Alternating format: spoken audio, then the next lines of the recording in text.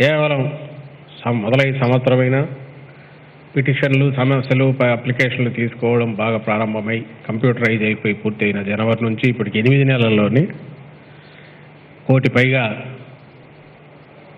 అప్లికేషన్లు కానీ ఫిర్యాదులు కానీ వస్తే 94 లక్షలు పరిష్కారం అయ్యాయంటే బహుశా స్వాతంత్రానంతరం దేశ చరిత్రలో ఇది ఒక రికార్డు కింద చెప్పుకోవచ్చు. వీటన్నిటికీ కారణమైన మా ప్రియతమ ముఖ్యమంత్రి జగన్మోహన్ రెడ్డి గారి దార్శనికత,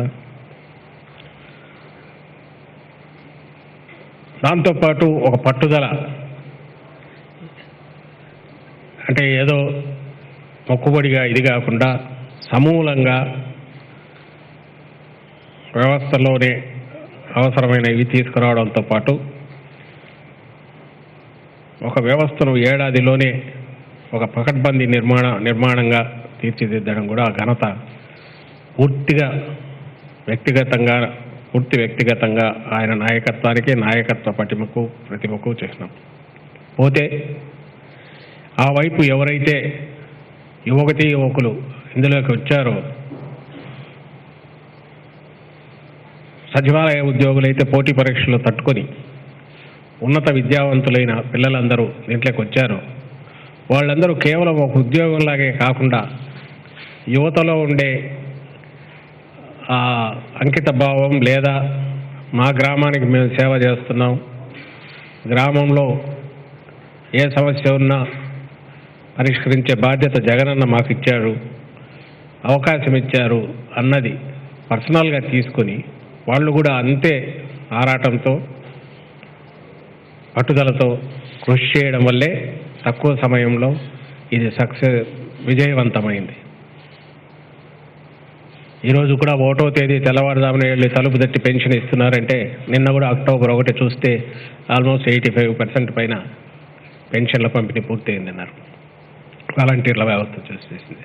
రేషన్ కార్డు కావాలంటే 10 రోజుల్లో, ఇంకొక ఏదన్నా దీనికి సంబంధించిన వివరాలు కావాలన్నా 2-3 రోజుల్లో, లేదా కొత్త అప్లికేషన్ పరిష్కరించాలన్నా పట్టా కానీ ఇంకోటి కానీ వారం 10 రోజుల్లోనే పూర్తి అవుతున్నాయి.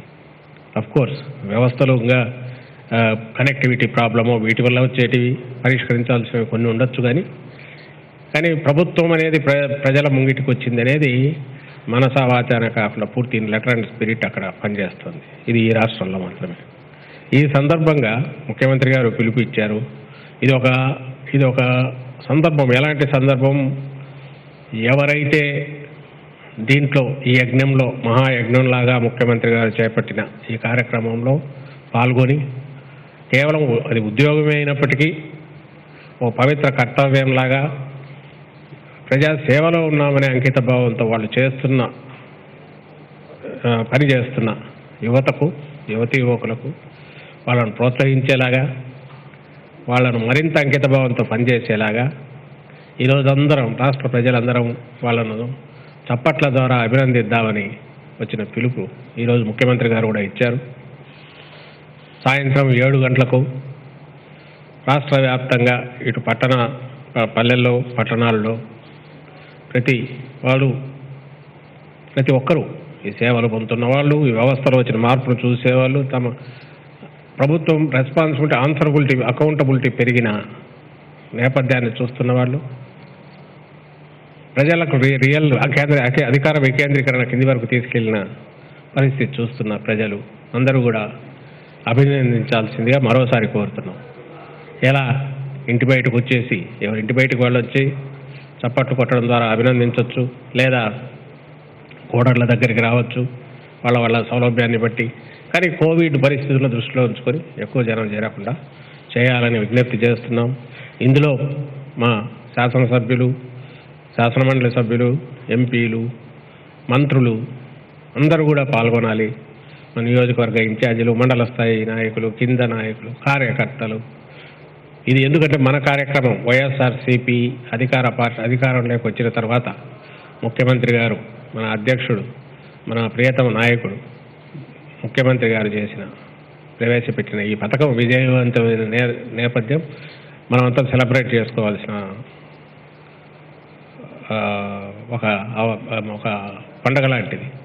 దీన్ని ఈ సందర్భంగా వాళ్ళని అభినందించడంలో అందరూ పాల్గొనాలని కార్యకర్తలకు అందరికీ విజ్ఞప్తి చేస్తున్నాను, నాయకులకు అందరికీ. ఒకటి ఇది ఒక పక్క పూర్తి కాగా, రెండవ అంశం నేను మాట్లాడదలుచుకున్నది. ఈరోజు ఒక సెక్షన్ ఆఫ్ మీడియాలో బ్యానర్ వార్తలు చూస్తే మరోసారి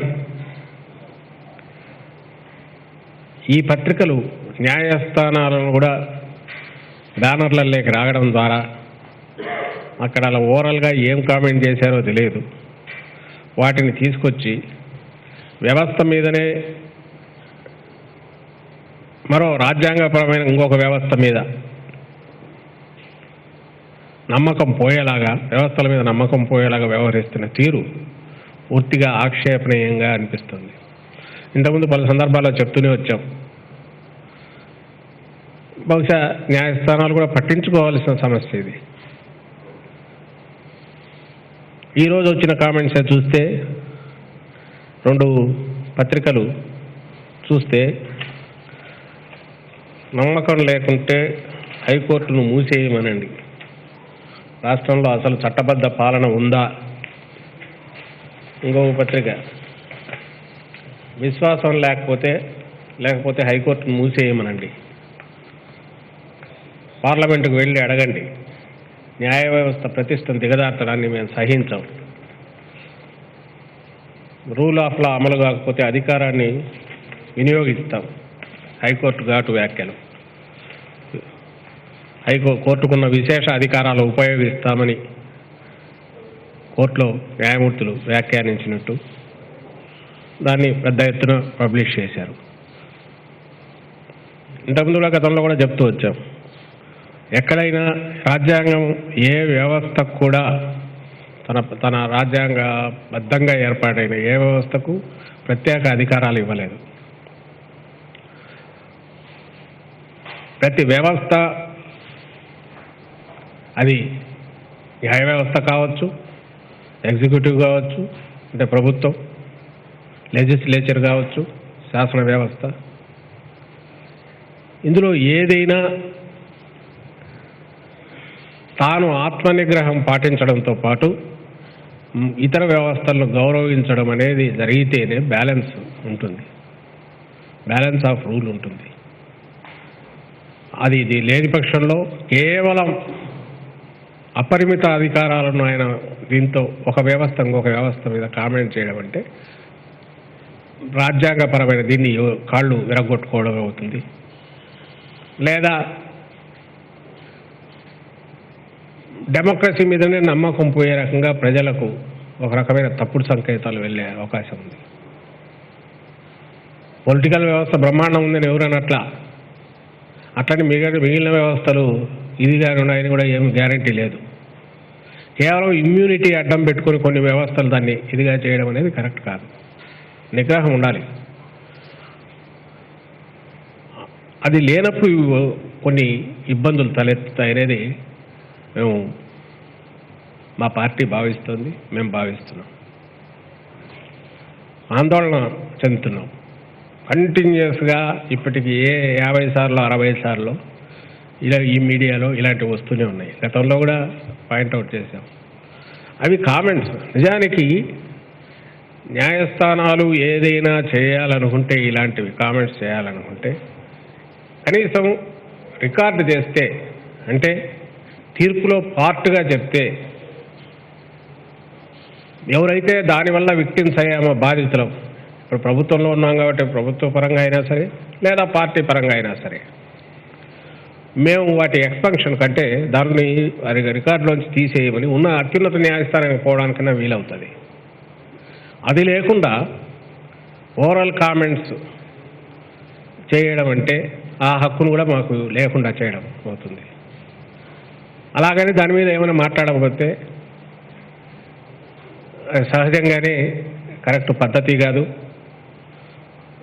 ఎందుకంటే కోర్టులే అల్టిమేట్గా పరిష్కరించాల్సింది, ఉన్నత న్యాయస్థానాలే ఏ సమస్యనైనా పరిష్కరించాల్సింది.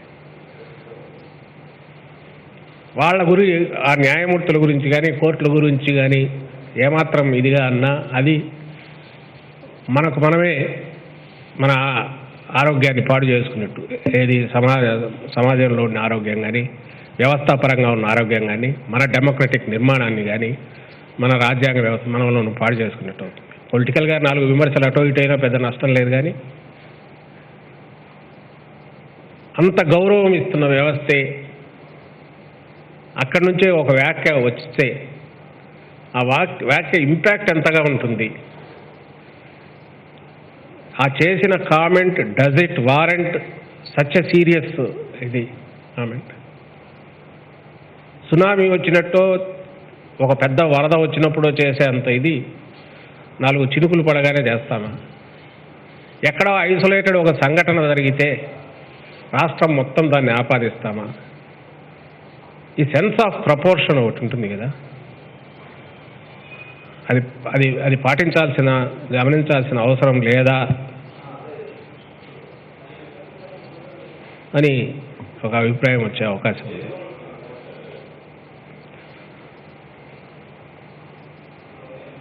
అలాగే ఈరోజు చేసిన కామెంట్స్ చూస్తే 2.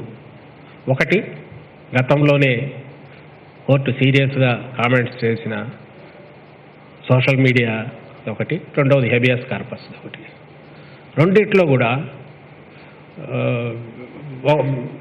ఒకటేమో ఎవరి కంట్రోల్లో లేని, రెండోది ఐసోలేటెడ్ ఇన్సిడెంట్.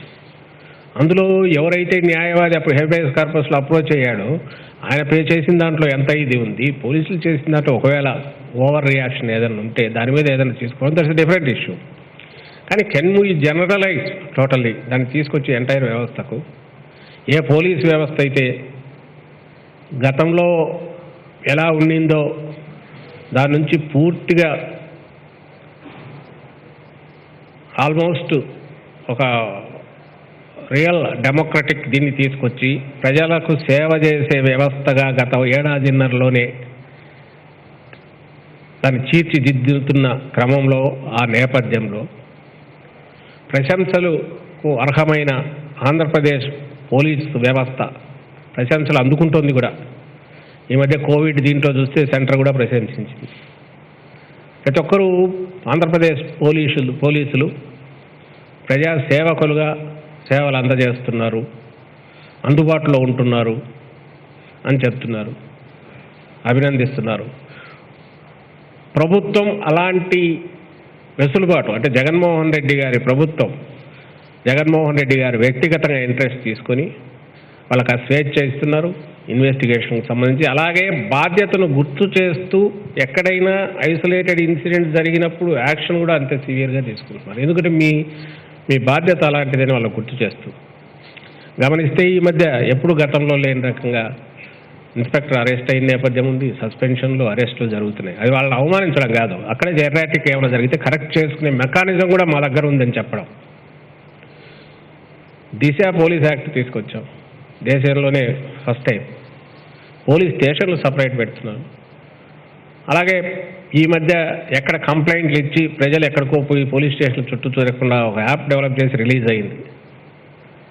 అంటే ప్రాసెస్ ఎటుపోతుంది?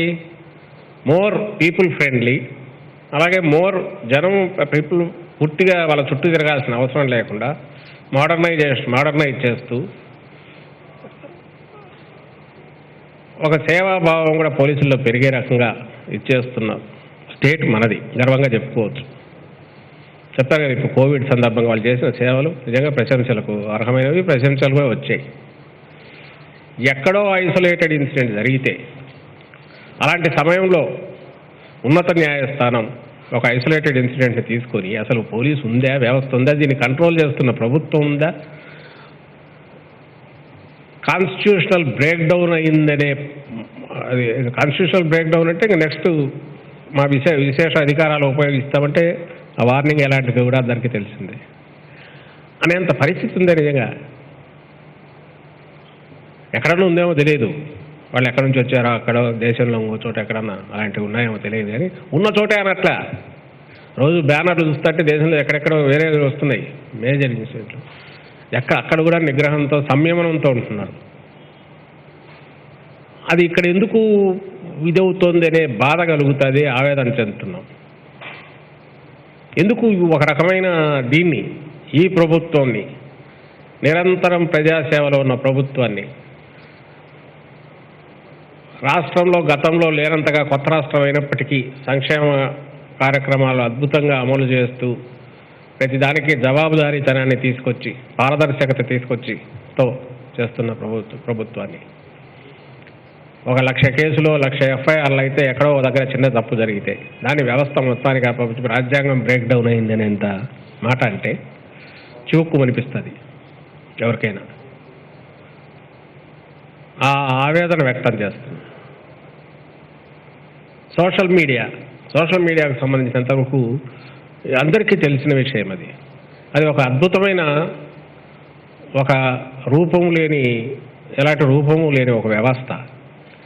వ్యక్తి తన అల్టిమేట్ స్వేచ్ఛను వాడుకునే సాధనం. అయితే ఆ స్వేచ్ఛను ఎలా వాడుకోవాలి? చిన్నప్పుడు చదివా, నువ్వు కర్ర తిప్పుతుంటే అవతల ముక్కు వరకు నీకు స్వేచ్ఛ ఉంది, కానీ ముక్కు తగలడానికి లేదు కదా. సేమ్ అంతే, నువ్వు అవతలని దాంట్లో వాడి ప్రైవసీలో కానీ లేకుంటే వాళ్ళ మీద అభ్యంతరకరమైనవి చేయడం కానీ అవతల ప్రతిష్టను దెబ్బతీసా కానీ ఉండకూడదు. మిగిలినవి నువ్వు కామెంట్స్ చేసుకోవడానికి అవకాశం ఉండే ఒక అద్భుతమైన వాటికాల ఆధునిక విజ్ఞానం అందజేసిన అవకాశం అది ప్లాట్ఫామ్. ఖచ్చితంగా దాంట్లో మీడియా అన్ని రెస్ట్రిక్షన్స్ ఉంది. దానికి కేసు పోవడానికి ఉన్న చోటనే రకరకాల మీడియాలు వచ్చిన, ఇప్పుడు కాదు ఏళ్ల క్రితం కూడా బూతు పత్రికల దగ్గర నుంచి ఈ రకరకాలు వచ్చాయి. వాడు పత్రికే, ఇది పత్రికే, అవి సర్వైవ్ అయినాయి. అప్పుడు ఇప్పుడు డెమోక్రసీలో అనేది ఒకటే, అల్టిమేట్లీ ప్రజలు దే విల్ డిసైడ్. నిజంగా వాడు బురద తీసుకొని లేదంటే బట్టలు ఇప్పుకొని రోడ్డు మీద తిరిగేవాడు, లేదంటే చిల్లరగా ఉండేవాడు, పిచ్చెక్కినోడు, ఇంకొక రకమైనవాడు, వాళ్ళు చేసే వాటికి సమాజం ఎట్లా రియాక్ట్ అవుతుందో సోషల్ మీడియాలో అలాంటి కామెంట్స్ పెట్టే వాళ్లకు వీలైనంత వరకు అలాగే రియాక్ట్ కాక వేరే గత్యంతరం లేని పరిస్థితి. దాని మీద ఎక్కువ ఎంగేజ్ చేసే కొద్దీ వాడికి స్థాయి పెంచినట్టు అవుతుందనే రియలైజేషన్ స్పృహ ఉన్నందువల్లే దేశంలో మరీ విపరీతమైన ఇదేవి తప్ప అంతకుమించి చట్టాలు కూడా దానికి సంబంధించి ఏదో జీవిత ఖైదులు లాంటివి ఇంకోటి వేయట్లా నేరాలు. But at the same time దాన్ని కట్టడి చేయాల్సిన అవసరం ఉంది నేను అందరూ గుర్తిస్తున్నారు. దృష్టికి వచ్చినప్పుడు దానికి కేసేసి ప్రొసీడ్ అవుతున్నారు. అలాంటి బాధితులలో అగ్రశ్రేణిలో ఉన్నది మా పార్టీ అధ్యక్షుడితో సహా, మా పార్టీ అధ్యక్షుడి కుటుంబంతో సహా, మా పార్టీ నాయకులతో సహా, మా పార్టీ కార్యకర్తలు, వైఎస్ఆర్సీపీ కార్యకర్తలు.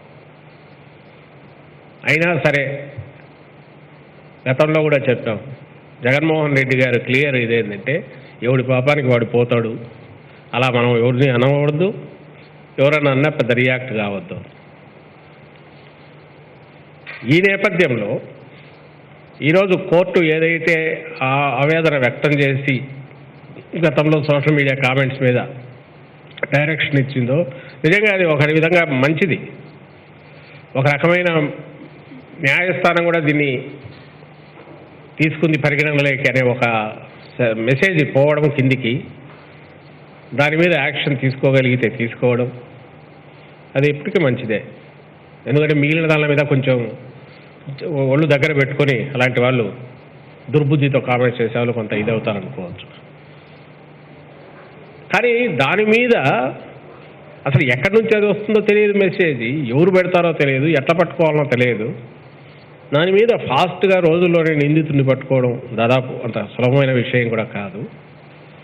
దానికి సంబంధించి జరుగుతున్నప్పుడు ఒక పక్క ఎఫ్ఐఆర్లు ఫైల్ చేస్తూ జరుగుతున్నప్పుడు నేరుగా వ్యవస్థ మీదనే కామెంట్ చేయడం, ప్రభుత్వం డెలిబరేట్గా ఏదో చేస్తున్నట్టుంది అనడం అనేది కొంత ఇబ్బందికరమైన పరిస్థితి క్రియేట్ చేసేది. నిజంగా అలాంటివి ఏమన్నా ఉంటే కోర్టుకు దానికి ఉన్న విశేషాధికారాలు ఎలాగైనా ఇచ్చేయచ్చు. కానీ ఎవరైనా న్యాయస్థానాలతో గురించి క్లాష్ లేదా దాన్ని ఇది తగ్గించే రకంగా మాట్లాడగలిగిన ఇది దాన్ని ఏమంటారు, మన స్పృహ ఉన్నవాడు ఎవడు చేసే పని కాదు. అలాగే అసిస్ట్ చేయడానికే సిస్టమ్స్ ట్రై చేస్తాయి. కోర్టు మీద వచ్చిన దానికి వాళ్ళు బాధపడుతున్నారనేది కోర్టు బాధపడుతుందని చేసి అయితే దాన్ని డిలే అయినా ఇంకొకటి అయినా కూడా మొత్తం ప్రభుత్వమే దానికి బాధ్యత అనడం కొంచెం ఆందోళన కలిగించే విషయం. సో పోనీ అలా చూసిన what about the comments on సీఎంతో సహా ఎలక్టెడ్ ఎగ్జిక్యూటివ్తో వీటి లెజిస్లేచర్ సహా ఎగ్జిక్యూటివ్ మీద వ్యవస్థల మీద అడ్డగోలు కామెంట్లో బూతులో రకరకాల ఇవి చేసినప్పుడు అది కూడా రాజ్యాంగపరంగా ఏర్పడిన వ్యవస్థే కదా. నిజంగా ఇటువైపు ఎవరిని అనకుండా ఒక వ్యవస్థనే అంటుంటే ఇదేదో డెలిబరేట్ కాన్షియస్గా ఎవరో చేస్తున్నారు అనుకోవచ్చు. ఇటువైపు రోజు దెబ్బలు పడుతూనే ఉన్నాయి. ఎవరైతే పబ్లిక్ లైఫ్లో ఎంగేజ్ అయి ఉన్నారో వాళ్ళందరికీ కూడా తగులుతూనే ఉన్నాయి. ఎందుకంటే అది వ్యక్తిగత స్వేచ్ఛకు పరాకాష్ట సోషల్ మీడియాది. తప్పదు, we have to live with it and we have to bear it. దాన్ని నువ్వు కంట్రోల్ చేయాలనుకోవడం గాలిని ఏదో దీంట్లో పట్టుకోవాలని ఉంటే అట్లా చేయడం అంటే ఇంకా డిక్టేటర్షిప్ రావాల్సిందే. బట్ వీలైనంత వరకు సంయమనంగా ఉన్న వ్యక్తులకు వ్యక్తిగత స్వేచ్ఛ కూడా హద్దులు ఉంటాయని చెప్పాలి. అలాంటి మితి మీరినప్పుడు కట్టడి చేయడానికి చెక్స్ అండ్ ఇవి పెట్టి చేయాలి. అది కోర్టులు ఖచ్చితంగా ఆ పని చేస్తాయి. వాటి ఇంప్లిమెంటేషన్ ఏజెన్సీస్ కూడా ఖచ్చితంగా ఆ పని చేస్తాయి. అండ్ దాన్ని పట్టుకొని జనరలైజ్ చేసేయడం అనేది సరైనది కాదనేది మా ఉద్దేశం. అలాగే ఈ మీడియా ఏదైతే ఉందో వాళ్ళు చేస్తున్న వాటికి ఎందుకు కళ్ళెం వేయట్లేదో నాకు అర్థం అట్లా పెడుతున్న రెండింటికి, ఈ రెండు పత్రికలు మిగిలిన దానికి సంబంధించిన టీవీ ఏదైతే మేము ఎల్లో మీడియా చెప్తున్నామో ఇదే మీడియాకు ఇంతకంటే పెద్ద న్యాయస్థానం, అత్యున్నత న్యాయస్థానం నిన్న ఏమనింది నాయన, అసలు కింద హైకోర్టు దాన్ని ఏమంటారు మనం ఎఫ్ఐఆర్ అసలు ఫైల్ కాగానే దర్యాప్తు ప్రారంభించకముందే స్టే ఎలా ఇస్తుంది అని ప్రశ్నించింది. ఏ విషయంలో? ఈ మధ్యనే మనకి ఇక్కడ అనుభవమైన అమరావతి దీనికి స్కామ్ కుంభకోణానికి సంబంధించి ఏసీబీ ఒక ఎఫ్ఐఆర్ ఇచ్చేస్తే అందులో ఓ మాజీ అడ్వకేట్ జనరల్ ఆయన ప్రతిష్టకు భంగం కలుగుతుందని ఆ పేరుతో ఆయన పోతే సుప్రీంకోర్టులో న్యాయమూర్తి సంబంధికులు ఆయన కుటుంబ సభ్యులు అందులో ఉన్నారనే రీజన్ అందరికీ తెలిసిన రీజన్ అది. అందుకోసం హడావుడిగా ఆగమేఘాల మీద అసలు అడగని ఇది కూడా విచారణ అతను పిటిషనర్ కూడా అడగండి దాన్ని కూడా మన హైకోర్టే ఇచ్చింది తీర్పు. దాని మీద స్టే ఇస్తూ అసలు దర్యాప్తునే చేయొద్దని. దాని మీద ప్రభుత్వం మళ్ళీ సుప్రీంకోర్టుకి వెళ్తే మరి నిన్న సుప్రీంకోర్టులో ఈ కామెంట్స్ వెలువడ్డాయి. ఇవి ఓరల్ కామెంట్సే, ఏం దీంట్లో ఇచ్చినవి కాదు. మరి అక్కడ ఓరల్ కామెంట్స్ అంతే సీరియస్గా ఉన్నాయి. ఇక్కడ ఇల్లెక్కి అరిచినట్టు పెట్టిన ఈ హెడ్డింగులు పెట్టిన ఈ పత్రికలు దాన్ని ఎందుకు ఇగ్నోర్ చేసాయి అనేది వాళ్ళు ఎలా ఎందుకు చేస్తున్నారో వాళ్ళకు తెలుసు. హైకోర్టులో మేధావులు, తెలుగు అర్థమైన వాళ్ళు, చాలామంది తెలిసిన వాళ్ళు వాళ్ళైనా చూసి దీంట్లో వీళ్ళ స్వార్థం ఉంది ఈ మీడియాది, దీనికి గౌరవానికో ప్రతిష్టకో రాజ్యాంగ వ్యవస్థల దీనికి సంబంధించిన దానికి సంబంధం లేదు. ఇది ఒక చిన్న సెక్షన్ కుట్రపూరితంగా రాజకీయ శక్తులు మేనేజ్ చేసి మీడియా ద్వారా రెండు రాజ్యాంగ వ్యవస్థల మీద మధ్య ఒక చిచ్చు పెట్టి